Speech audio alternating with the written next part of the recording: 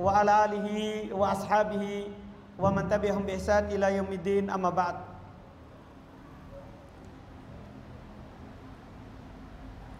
Kaum muslimin jemaah salat maghrib rahimani wa rahimakumullah. Alhamdulillah, kembali di malam hari ini kita bersyukur kepada Allah atas nikmat dari Allah Subhanahu wa taala, kita bisa kembali melanjutkan kajian fikih dengan membaca kitab Bulughul Maram min Adillatil Ahkam karya Al-Imam Al-Hafidh Ibn Hajar rahimahullahu taala. Di malam hari ini insyaallah, jika waktu mencukupi, kita akan baca 3 hadits, dan 3 hadits ini adalah penutup dari pembahasan najis. Karena setelah itu kita akan masuk dalam bab al-wudu, bab tentang wudu. Kita baca hadits yang beliau bawakan. Hadits pertama yaitu nomor 26. Kata beliau, an Abi Samhi radhiyallahu taala anhu qala qala Rasulullah sallallahu alaihi wasallam yuksalu min baulil jariyah wa yurashu min baulil gulam, akhrajahu Abu Daud wan Nasa'i wa sahahahu Al-Hakim. Ini hadits yang pertama menjelaskan tentang kencing. Hadits ini beliau bilang akhrajahu Abu Daud, dikeluarkan oleh Imam Abu Daud, wan Nasa'i, dan Imam An-Nasa'i, wa sahahahu Al-Hakim, serta disahihkan oleh Al-Hakim. Al-Hafidh Ibn Hajar sendiri beliau berkata dalam kitab beliau At-Talkhis, isnaduhu sahih, sanad daripada hadis ini sahih, dan juga itu yang dikuatkan oleh Imam Al-Bukhari. Imam Al-Bukhari tidak mengeluarkan hadis ini dalam sahihnya, tapi beliau mensahihkan hadisnya. Demikian pula Al-Imam Ad-Darqutni rahimahullah dan Al-Imam Al-Baihaqi juga sama, semuanya mensahihkan hadis yang ada di hadapan kita. Jadi kesimpulannya hadisnya sahih. Kata beliau dari Abu As-Samhi radhiyallahu taala anhu, beliau berkata Rasulullah sallallahu alaihi wasallam bersabda, yuksalu min baulil jariyah, dicuci kencingnya bayi perempuan, wa yurash min baulil gulam, dan cukup dipercikan kalau bayinya adalah bayinya laki-laki. Kalau bayinya laki-laki. Hadits ini Masya Allah diambil fikih darinya. Pertama, kita berbicara tentang kencing secara umum. Kencing, apakah laki-laki ataupun perempuan, anak kecil ataupun orang besar, itu disepakati najis. Kami ulangi, kencing dari Adam, keturunan Adam, laki-laki ataupun perempuan, anak kecil ataupun besar, itu kencingnya najis, disepakati. Hanya saja Nabi SAW membedakan antara bayi yang belum makan makanan, yang masih menyusui, bayi yang masih disusui oleh ibunya, yang belum memakan makanan. Dibedakan antara bayi laki-laki dengan bayi perempuan. Itu saja. Dalam hal apa? Bukan dalam hal najisnya. Yang dibedakan adalah dalam hal mengangkat najisnya. Kalau najisnya, sepakat para ulama bahwa najis anak Adam, laki-laki, kencing anak Adam, laki-laki ataupun perempuan, dewasa ataupun masih bayi, najis. Tidak dibedakan antara bayi sama orang besar. Semua hukumnya najis. Yang dibedakan cara membersihkannya. Kalau najis dewasa, laki-laki atau perempuan, demikian pula anak yang masih bayi perempuan, membersihkannya harus dicuci. Dan ini disepakati. Ini yang disepakati. Najisnya dicuci. Seperti ada seorang Arabi, dia kencing di pojok masjid karena belum tahu hukumnya. Setelah dia kencing, Nabi SAW menyuruh sahabat untuk menyiram kencingnya dengan air. Ini menunjukkan wajibnya dicuci kalau kencing. Iya, dikecualikan anak bayi laki-laki yang belum memakan makanan. Kami ulangi, dikecualikan dalam hal membersihkannya adalah anak bayi laki-laki. Anak bayi laki-laki, yaitu disebutkan oleh Nabi SAW, yurashu min baulil gulam, cukup dipercikan kalau itu kencingnya anak laki-laki. Anak laki-laki di sini umum, masih tidak ada kata yang bagaimana itu anak laki-laki. Maka ada dalam riwayat yang lain yang disebutkan oleh Nabi Shallallahu Alaihi Wasallam bahwa anak laki-laki di sini adalah yang belum memakan makanan. Bahwa anak laki-laki yang diinginkan di sini adalah anak laki-laki yang belum makan makanan. Karena ada dalam hadits Ali, tidak ada di penulis. Penulis cuma menyebutkan anak laki-laki dipercik, tidak perlu dicuci dalam menghilangkan najisnya.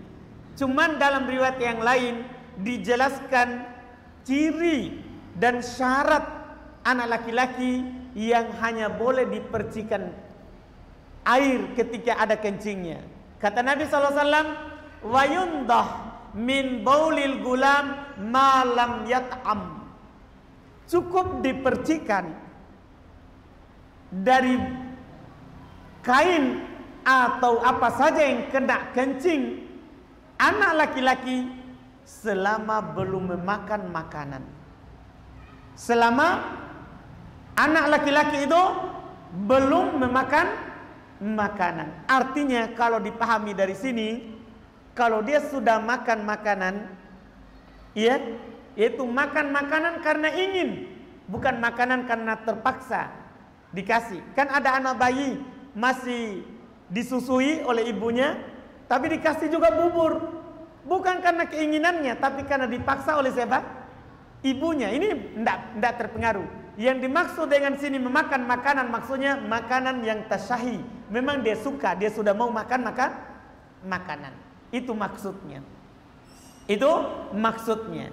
Jadi kalau masih hanya dikasih minum susu, ya, dan disusui juga, itu masih berlaku hukumnya. Jadi kata Nabi SAW, yundah, cukup dipercikan saja. Itu dalam mengangkat apa? Najisnya. Ini masalah kedua. Jadi dalam hadis ini kita ambil dua masalah. Masalah pertama, najisnya kencing anak Adam. Najisnya kencing anak Adam, yaitu keturunan Adam. Laki perempuan, orang dewasa atau anak kecil. Najis. Itu masalah pertama dan itu disepakati. Itu disepakati. Kemudian masalah kedua, cara membersihkannya. Kita katakan kalau orang besar, laki-laki ataupun perempuan, demikian pula anak perempuan ini 3 golongan ini dicuci. Cara membersihkannya, cara mengangkat najisnya. Kalau anak bayi laki-laki yang belum memakan makanan, maka diringankan oleh syariat. Cara membersihkannya yaitu cukup dipercikan air padanya. Cukup dipercikan air padanya. Ini tentunya keringanan di dalam syariat kita. Kenapa bisa dibedakan? Para ulama membahas kenapa bisa perempuan dicuci kalau laki-laki tidak. Ada beberapa alasan yang disebutkan oleh ulama kita. Pertama, anak laki-laki itu banyak orang suka. Jadi banyak orang yang akan menggendongnya. Sehingga kalau setiap dia kencing harus dicuci, maka banyak orang yang akan mencuci pakaiannya. Itu pertama, alasan pertama. Alasan yang kedua, hikmahnya, karena anak perempuan kalau kencing itu tidak kemana-mana. Sementara anak laki-laki kalau kencing kemana-mana. Karena dia keluarnya, ya antum maklumi bersama. Anak perempuan kan keluarnya biasa. Kalau laki-laki air mancur dibuat. Antum bisa pahami ini? Jadi dia banyak kena. Kalau harus dicuci, ini masyaqqah, berat bagi kaum muslimin. Makanya di dalam syariat kita ada kaidah al-masyaqqatu tajlibut taisir. Kalau ada hal yang memberatkan, maka harus dipermudah. Kalau ada hal yang memberatkan, harus dipermudah. Ini kaidah besar dalam syariat kita. Kaidah besar dalam syariat kita adalah al-masyaqqatu tajlibut taisir. Kalau ada kesusahan, sulit untuk dilakukan, maka harus dipermudah. Harus dipermudah. Ini bangunan di dalam syariat kita, termasuk pondasi di dalam agama kita, agama Islam. Inilah kenapa dibedakan antara bayi laki-laki dan bayi perempuan. Kemudian berikutnya, hadits yang berikutnya, hadits ke-27.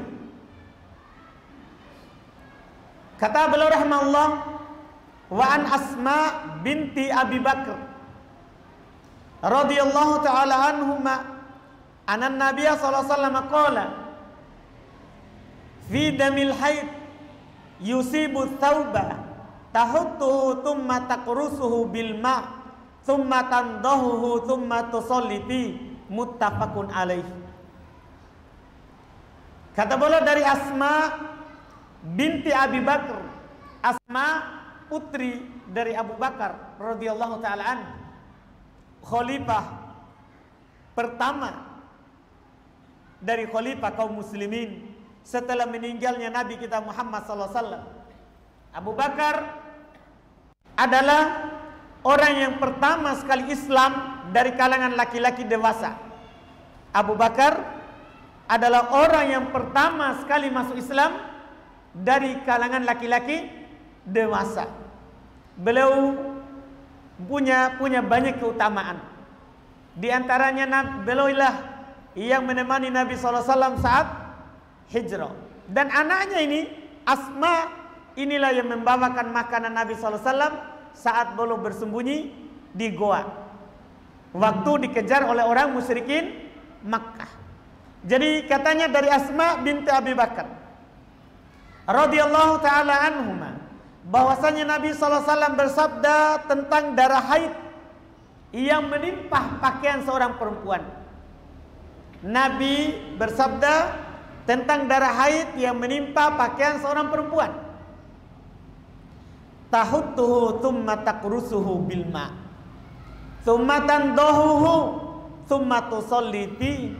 Kata Nabi, tahuttuhu, dia kerik darahnya kalau sudah kering. Thumma taqrusuhu bil ma, kemudian dia siram dengan air. Thumma tandahuhu, kemudian dia bilas lagi. Thumma tusalli fi, kemudian dia solat padanya. Diriwayatkan oleh Imam Al-Bukhari dan Imam Muslim. Haditsnya sahih. Fikih di sini kita bukan mau membahas darah haidnya dulu, karena akan ada nanti bab khusus tentang darah haid. Di sini beliau ingin menyampaikan pada kita dua masalah. Pertama, apa hukum darah haid, najis atau tidak? Kemudian yang kedua, cara membersihkannya. Karena ini bab mengangkat najis dan penjelasannya. Tidak ada silang pendapat di kalangan para ulama Islam bahwa darah haid adalah najis. Tidak ada silang pendapat, kami ulangi, tidak ada silang pendapat di kalangan para ulama bahwa darah haid adalah najis. Kata Imam Asy-Syaukani rahimallahu taala dalam kitab Nailul Awtar, wa'lam anna damal haid najisun bi ijma'il muslimin kama qalahu Nawawi. Darah haid najis. Darah haid, ketahuilah darah haid itu najis berdasarkan kesepakatan kaum muslimin sebagaimana dinukil oleh Al-Imam An-Nawawi. Jadi hukum darah haid najis. Allah Subhanahu wa taala berfirman di dalam Al-Qur'an, "Wa yas'alunaka 'anil mahid." Mereka bertanya kepada kamu tentang darah haid. Apa jawabannya? Kata Allah, "Kul," katakan wahai Muhammad, jawabannya, "Kul huwa adza." Katakan itu adalah kotor, itu adalah najis. Fa'tazilun nisaa fil mahid. Jauhi perempuan saat dia haid. Maksudnya jauhi tempat keluarnya darah. Karena dalam hadis Anas, nanti kita akan bahas juga dalam bab haid khusus. Dalam hadis Anas ketika turun ayat ini, kata Nabi, "Isna'u kulla syai'in illa nikah." Lakukan segala sesuatu kecuali berhubungan. Jadi boleh dilakukan apa saja pada seorang istri saat dia haid, kecuali tidak boleh melakukan yang satu itu, yaitu berhubungan badan. Itu saja yang tidak boleh. Tapi inti pembahasannya, kenapa? Apa sebabnya? Karena darah haid adalah darah najis. Itu disepakati oleh para ulama dan kaum muslimin. Kemudian masalah selanjutnya, bagaimana cara membersihkannya? Bagaimana cara membersihkan darah haid? Nabi jelaskan di sini, masya Allah, yaitu kamu hilangkan darahnya, kamu siram dengan air, kemudian kamu bilas, kemudian kamu sholat padanya. Kemudian kamu sholat padanya. Ini cara membersihkannya, yaitu kita membersihkan bekas dari pakaian, itu bekas darah dari pakaian, dengan cara yang disebutkan. Menggosoknya, kemudian keringkan pakai air, ya, disiram pakai air, dan setelah itu baru dikeringkan. Bagaimana kalau masih ada bekasnya? Kadang-kadang bekas warna merah itu tidak hilang dari pakaian seorang perempuan. Bagaimana kalau masih ada bekasnya? Maka beliau rahimahullah sebutkan hadits berikutnya. Kata beliau di hadits terakhir, yaitu hadits ke-28, wa an Abi Hurairah radhiyallahu taala anhu qalat Khawlah, ya Rasulullah, fa illam yadhhab dam, qala yakfikil ma wala yadurruki atharuh. Akhrajahu Tirmidzi wa sanaduhu dhaif. Kata beliau dari Abu Hurairah radhiyallahu taala anhu, beliau berkata Khawlah, yaitu Nabi Abu Hurairah di sini menukil kejadian. Berkata Khawlah, yaitu seorang wanita dari kalangan sahabat, wahai Rasulullah, bagaimana kalau darahnya tidak hilang bekasnya? Jadi sudah digosok, disiram air, dibilas, masih ada bekas darahnya. Kata Nabi, yakfikil ma, cukup bagi kamu air. Wala yadurruki atharu, tidak berbahaya untukmu bekasnya. Jadi kalau kita sudah gosok, kita sikat, kita siram dengan air, kemudian masih ada bekasnya, itu tidak berbahaya. Hadis ini riwayat Imam At-Tirmidzi dan sanadnya dhaif, didoibkan oleh penulis sendiri. Ini Masya Allah. Jadi beliau bawakan dan beliau jelaskan ini dhaif. Ini hadis dhaif, dan memang hadis ini diperselisihkan oleh para ulama tentang sahih atau dhaifnya. Masalahnya karena di dalam sanadnya ada rawi yang bernama Abdullah ibn Lahiyah. Rawi ini sebenarnya pada dasarnya sebelumnya rawi yang kuat. Rawi yang kuat, rawi yang diterima haditsnya. Cuman pada akhir dari umur beliau terbakar pustakanya. Terbakar bukunya. Sementara sebelumnya beliau kalau sampaikan hadits pakai buku. Dan itu bukan aib. Para ulama dulu menyampaikan hadits bawa buku, tidak masalah. Tidak masalah. Itu hal yang memang patut dijaga karena ini amanah ilmiah, kita sampaikan harus sesuai dengan apa yang dinukil oleh para ulama. Tidak boleh kita sombong, saya pintar, bisa saya hafal. Kalau datang pengajian tidak usah bawa buku supaya kelihatan pintar. Iya, semua dihafal. Nomor hadisnya kiri atas kanan bawah. Iya. Tidak begitu. Karena ini amanah ilmiah. Walaupun kita mampu hafal hanya menyampaikan satu hadis dalam satu pertemuan, fikihnya bisa kita sampaikan semuanya, tapi kita harus bawa buku. Kita harus bawa buku dari ulama kita. Ini ada kejadian. Rawi ini Abdullah bin Lahiyah, rawi yang kuat. Saat dia bercerita menyampaikan hadis dari bukunya, di akhirnya terbakar bukunya semuanya. Akhirnya dia mukhtalid, campur hafalannya. Kalau dia menceritakan dari hafalannya tidak kuat, tapi dari bukunya kuat. Nah, bukunya sudah terbakar. Semua hadis yang dia sampaikan setelah bukunya terbakar tidak diterima, dhaif. Termasuk hadis yang ada di hadapan kita. Makanya Al-Hafidz Ibnu Hajar mengatakan haditsnya dhaif. Haditsnya dhaif. Walaupun Masya Allah Asy-Syaikh Al-Albani rahimahullahu ta'ala sahihkan dalam Sunan Abu Daud. Asy-Syaikh Al-Albani rahimahullahu ta'ala sahihkan dalam Sunan Abu Daud. Kenapa? Karena banyak riwayat yang lain. Dan banyak yang meriwayatkan dari Abdullah Ibn Lahiyah ini, banyak yang meriwayatkan darinya. Di antaranya juga ada sekelompok dari mereka, di antaranya adalah Abdullah bin Wahab. Dan hadisnya Abdullah bin Wahab itu hadis yang sahih. Makanya Syekh Albani sahihkan karena banyaknya pendukung dari jalur lain.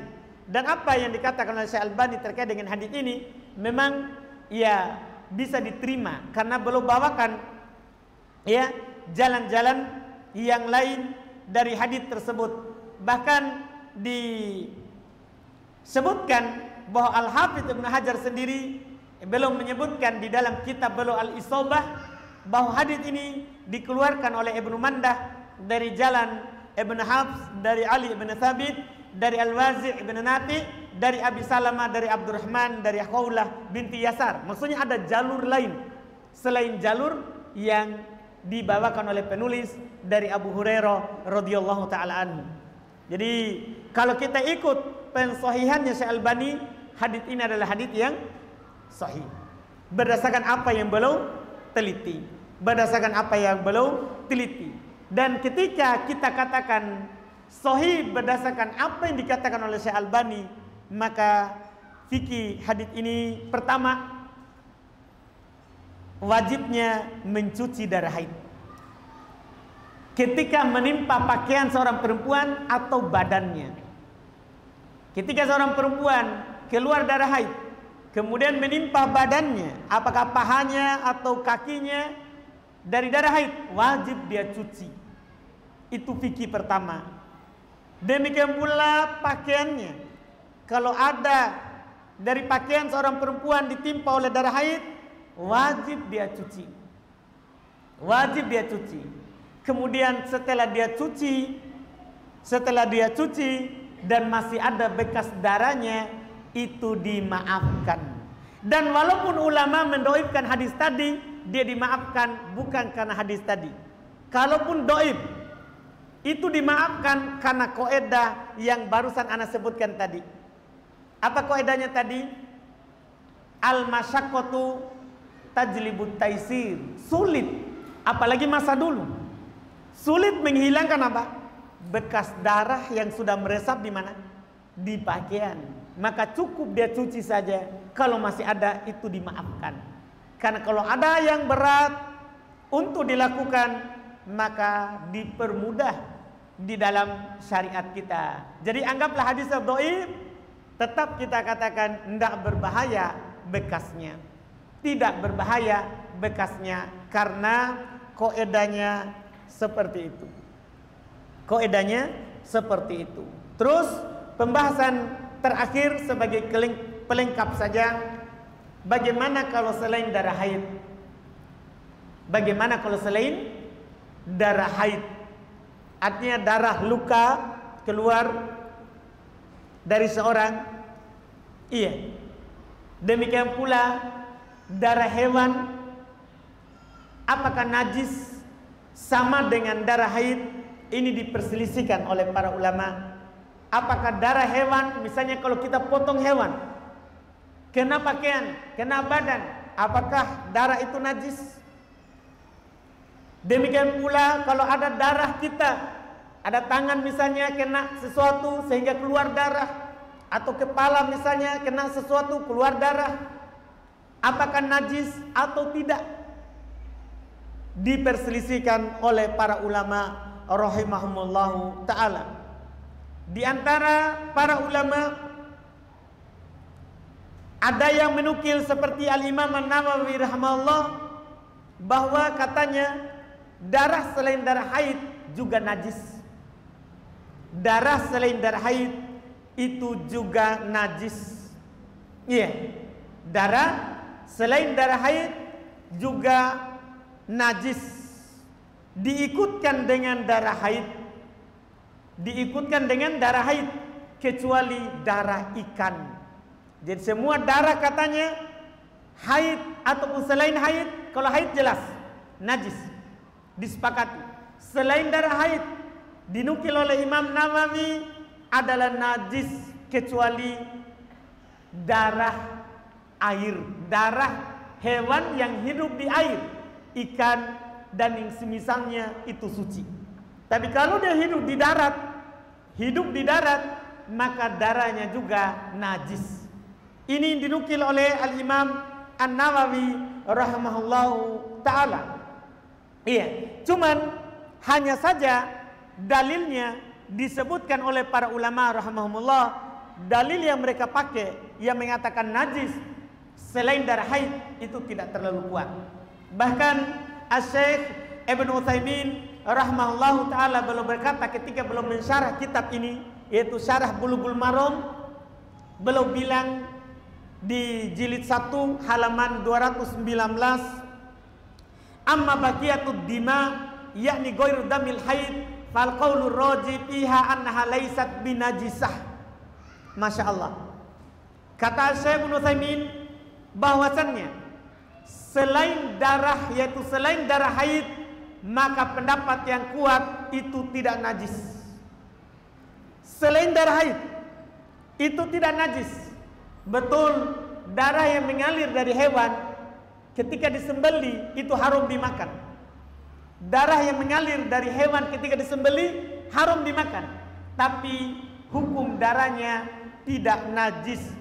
Dikatakan oleh Syekh Ibnu Utsaimin, fal qaulur rajihiha annaha laysat binajisah. Pendapat yang kuat tentang darah selain darah haid itu tidak najis. Itu tidak najis. Belum bilang ai ad-dima al-kharija minal insan laysat binajisah, yaitu darah yang keluar dari seorang manusia itu tidak najis.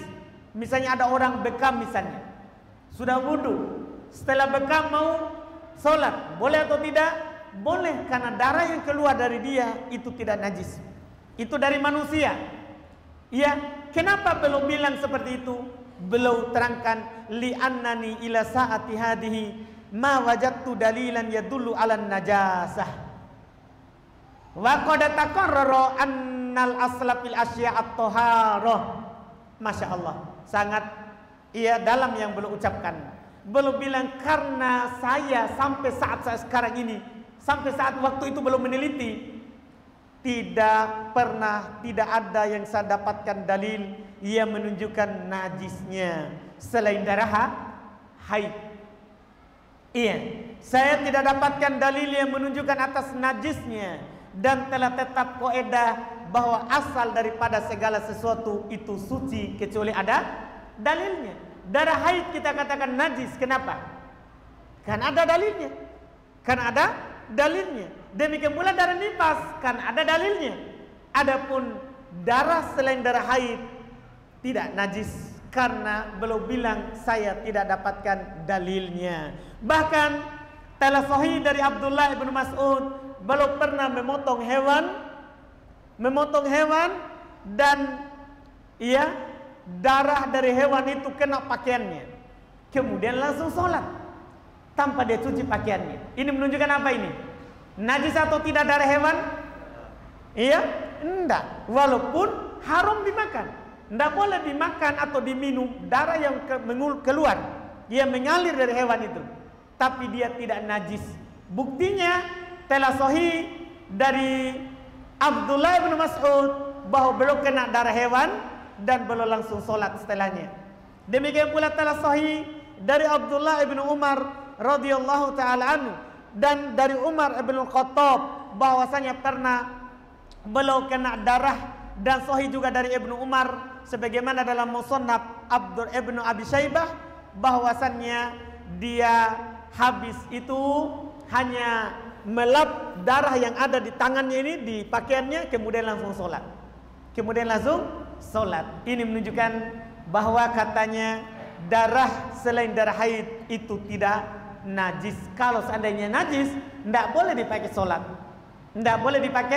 sholat. Ini wallahu alam pendapat yang paling kuat terkait dengan selain darah haid. Alhamdulillah. Kita cukupkan, insyaallah di pekan depan kita sudah masuk di pembahasan wudhu.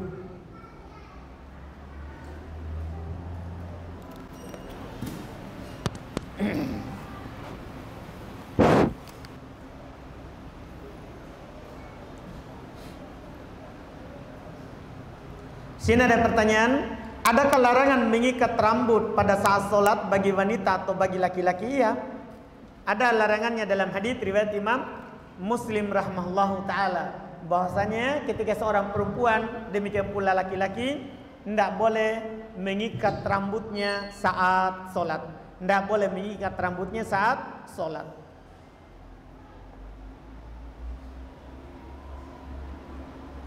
Di sini ada pertanyaan, apakah ada amalan khusus di bulan Rajab seperti puasa, dan apakah ada dalilnya?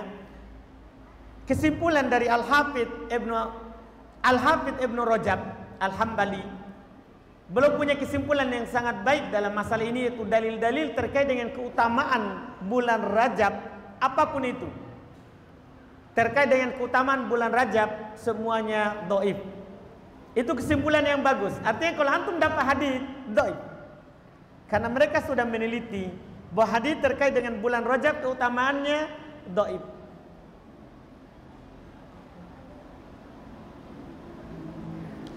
Apakah ketika sholat pandangan mata harus selalu ke tempat sujud? Tidak. Hadis dalam hal tersebut, yaitu Nabi SAW ketika sholat tidak pernah melewati tempat sujudnya, dhaif. Yang sahih tentunya ada dalam riwayat Bukhari dari hadis Aisyah bahwa Nabi SAW kalau sholat belum memandang tempat tirainya Aisyah, sampai belum bilang ini tiraimu melalaikan saya tadi dari sholat. Belum cuma suruh ganti tirainya, adapun pandangan Nabi itu ke depan. Dan ini yang kuatnya tentunya karena hadis tadi dhaif.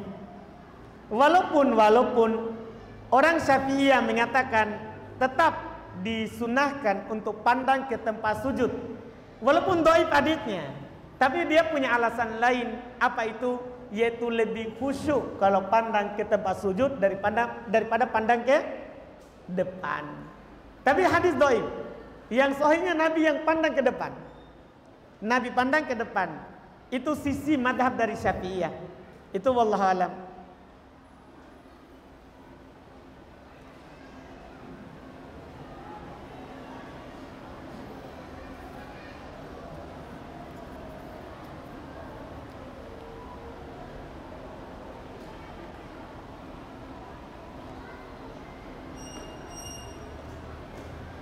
Apakah fatwa ulama itu memakai hawa nafsu atau pakai dalil?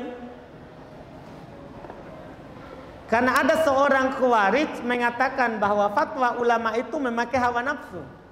Tergantung ulamanya. Kalau ulamanya seperti khawarij, pakai hawa nafsu. Kan ulama itu ada dua, ada ulama umat, ada ulama millah. Kalau ulama umat dibilang dai 1000 umat, berarti dia akan berfatwa sesuai dengan keinginan umat, itu maksudnya. Tapi kalau dia ulama millah, ulamanya agama, tentunya dia akan berfatwa sesuai agama. Sesuai agama. Nah, kalau ulamanya seperti orang khawarij, itu ulama atas versi sendiri, tentunya dia akan berfatwa sesuai hawa nafsu. Dapat sepotong dalil, ya itu yang dia lakukan. Jadi apa yang dia nyatakan itu menggambarkan dirinya. Menggambarkan dirinya. Iya. Kalau ada yang ucap seperti itu biasanya untuk merendahkan ulama, itu hal biasa. Kadang mereka bilang ini berbicara sekitar kemaluan perempuan saja. Sedikit-sedikit bicara haid, sedikit-sedikit bicara nifas, bicara kayak sekali-sekali tentang bom, tentang jihad. Ya kita tidak berbicara karena belum saatnya, tidak ada jihad. Tidak ada apa? Jihad. Jadi seperti itu. Sebenarnya ucapan seperti ini karena ucapan sakit hati. Ucapan sakit hati. Yang jelas, kalau ulama Islam pasti berbicara sesuai dalil. Pasti berbicara sesuai dalil. Itu yang kita harus yakini.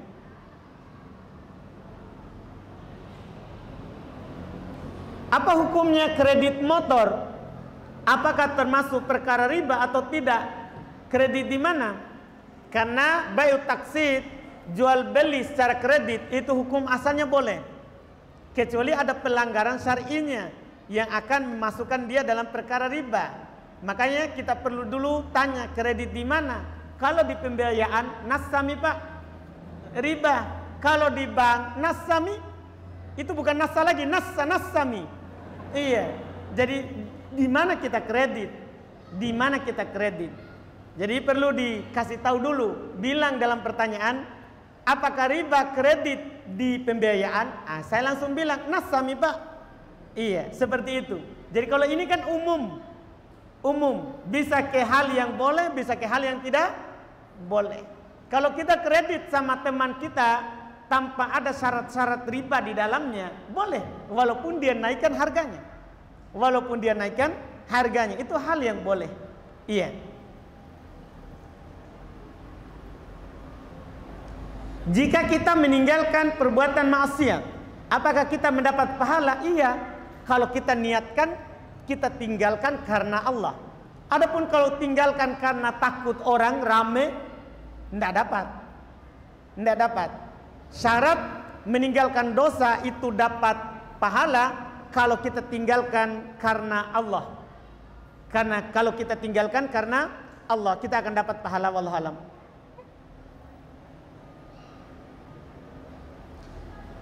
Di sini ada pertanyaan, saya sholat berjemaah sehari-hari dengan ahli bid'ah. Bolehkah Ustadz sekali-sekali saya memimpin sholat berjemaah tapi ada dalam hatiku memperlihatkan kepada mereka bahwa beginilah sholat Nabi SAW. Pertama, iya, terkait dengan boleh nggak saya memimpin sholat. Kalau kita diizinkan, karena tidak boleh kita langsung maju imam dalam keadaan masjid itu punya imam rawatib, tidak boleh. Dilarang oleh Nabi SAW. Iya, tidak boleh melakukan hal tersebut. Ini kalau ada imam rawatibnya. Adapun kalau tidak atau ada tapi kita diizinkan, boleh. Akan datang nanti di pembahasan imamah dalam fikih. Boleh kalau diizinkan atau tidak ada imam rawatibnya. Siapa yang duluan, dia yang maju jadi imam atau kita ditunjuk. Jadi boleh hukum tersebut. Kemudian sisa masalah berikutnya lagi, boleh nggak dengan niat saya mengajarkan mereka sholat, mengajarkan mereka yang benar. Iya, ini agak masalah nanti. Walaupun ada sisi benarnya dalam syariat, karena Nabi pernah sholat di atas mimbar. Kemudian setelah selesai sholat, beliau jelaskan, ini saya lakukan supaya kalian tahu sholat saya. Jadi kalau dia sholatnya karena Allah juga supaya dilihat, bukan dilihat ibadahnya, supaya dilihat caranya ini yang benar, itu ada sisi bolehnya. Dalam bab pengajaran, cuman jangan sering dilakukan seperti itu. Jangan sering dilakukan seperti itu. Kemudian masalah yang pertama terkait dengan ahli bid'ah. Solat di belakang ahli bid'ah tergantung bid'ahnya apa. Karena bid'ah itu ada dua. Ada yang mengkafirkan pelakunya dan ada yang tidak mengkafirkan. Kalau bid'ahnya mengkafirkan, tidak boleh kita solat di belakangnya. Bid'ah yang mengkafirkan itu adalah bid'ah keyakinan. Imamnya penyembah kubur, imamnya tukang sihir, imamnya orang bodoh, orang pintar maksudnya. Orang bilang orang pintar, tapi kita bilang orang bodoh, yaitu yang mengakui tahu perkara gaib. Imamnya peramal gitu. Imamnya dukun, dukunnya berjenggot. Misalnya, itu tidak boleh sholat di belakangnya karena kafir hukumnya. Tidak boleh sholat di belakangnya. Adapun imamnya adalah pelaku bid'ah yang tidak mengkafirkan, seperti pelaku bid'ah maulid, dzikir berjamaah, berzanji, iya, itu imam dia kan tidak kafir. Jadi imamnya masih sah. Masih sah. Kita sholat di belakangnya juga sah. Jadi dilihat apa bid'ahnya.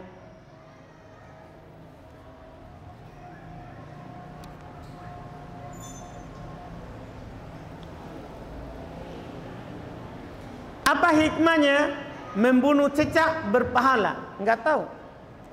Yang penting disuruh bunuh, sikat habis. Iya. Hikmahnya kita dapat pahala. Iya, ada yang bercerita bahwa cicak inilah yang meniup apinya Nabi Ibrahim saat dibakar. Itu katanya hikmahnya kenapa kita bunuh. Tapi yang jelas di dalam syariat kita itu tidak perlu kita dapat hikmah dulu baru beramal. Karena ada namanya dalam syariat amar ta'abudi, perintah ibadah. Artinya kalau kita disuruh, kita lakukan, itu ibadah. Kita lakukan itu adalah apa? Ibadah. Kita dapat pahala walaupun kita tidak tahu apa? Hikmahnya. Walaupun kita tidak tahu hikmahnya. Apakah nanah najis? Kita sudah bilang tadi kan, yang najis itu kan darah haid. Selain itu, darah ataupun nanah itu tidak najis. Itu tidak najis.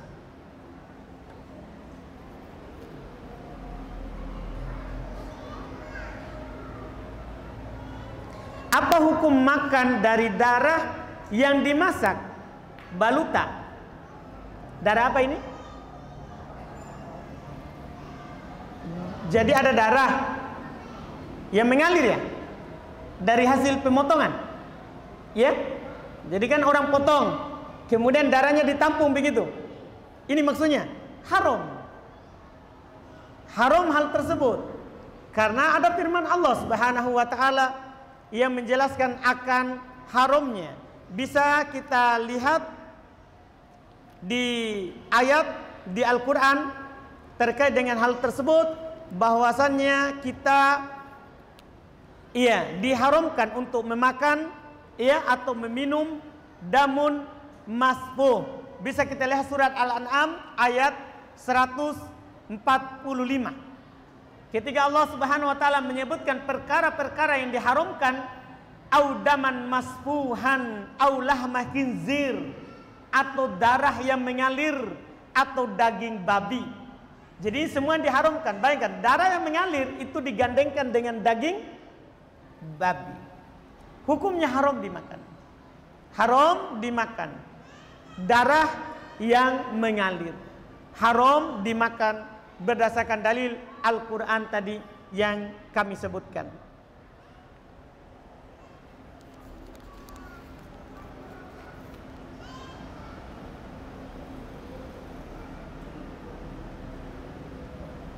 Apakah nanah juga najis? Tadi sama. Dan kenapa darah hewan yang mengalir haram dimakan? Karena Allah bilang haram, Pak. Mau ki apa? Kan Allah bilang haram, Pak. Iya. Jadi kalau Allah bilang haram, pasti buruk. Kaidah dalam syariat itu. Bahkan itu termasuk kaidah besar dalam syariat, bahwa apa yang Allah larang pasti kerusakannya besar, atau kalau ada baiknya, misalnya itu tadi baluta, menghilangkan lapar, betul. Tapi bahayanya lebih besar daripada kebaikannya. Hilangkan lapar sesaat, kita akan menyesal seumur hidup.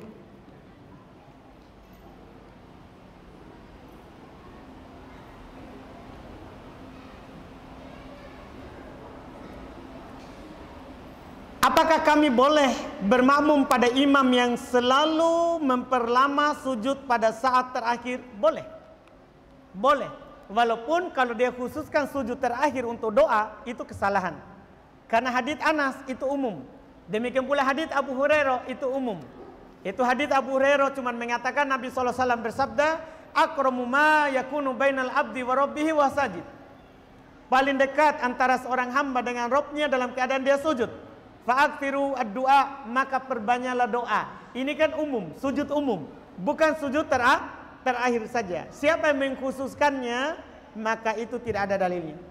Maka itu tidak ada dalilnya. Tapi sah solat di belakangnya. Sah solat di belakangnya. Sewaktu 1 menit.